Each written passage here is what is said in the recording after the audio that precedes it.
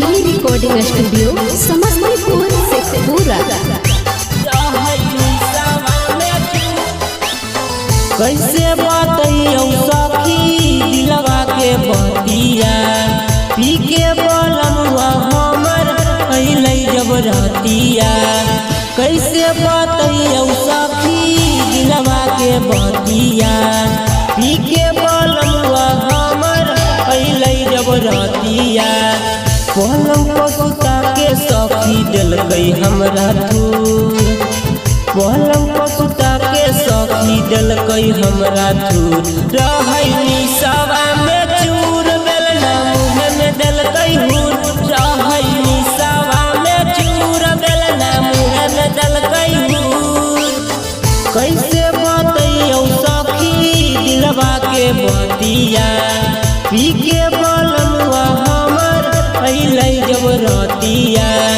कैसे बतइयो सखी दिलवा के बतिया पी के बोलमुआ हमर अइलै जब रहतिया। पलंग पर सुता के सखी दिलकै हमरा धूर, पलंग पर सुता के सखी दिलकै हमरा धूर। रहै निसवा में चूर बेलना मुँह में दिलकै हूर, रहै निसवा में चूर बेलना मुँह में दिलकै हूर। रहै निसवा में चूर बेलना मुँह में दिलकै हूर, बेलना मुँह में दिलकै हूर। रहै निसवा में चूर। मैं कैसे बताऊं तेरे को सखी मेरे याद न कब पूरेगी। खुश दिए पापा मोर पागल दुल्हवा जिंदगी अब कैसे कटेगी, जिंदगी अब कैसे कटेगी। मैं कैसे बताऊं तेरे को सखी मेरे याद न कब पूरेगी। खुश दिए पापा मोर पागल दुल्हवा जिंदगी अब कैसे कटेगी।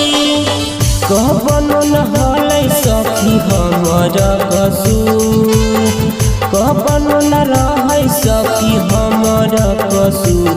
रहै निसवा में चूर बेलना मुँह में दिलकै हूर, रहै निसवा में चूर बेलना मुँह में दिलकै हूर। रहै निसवा में चूर बेलना मुँह में दिलकै हूर, बेलना मुँह में दिलकै हूर। रहै निसवा में चूर। पी के सैया रोजे रोजे आते हैं सखी बोलो कैसे समझाऊं। वो तड़पती जवानी के याद यापन बोलो कैसे के बुझाऊं, बोलो कैसे के बुझाऊं। पी के सैया रोजे रोजे आते हैं सखी बोलो कैसे समझाऊं। वो तड़पती जवानी के याद यापन बोलो कैसे के बुझाऊं। भूत दीवाना पिया हो गई पूरा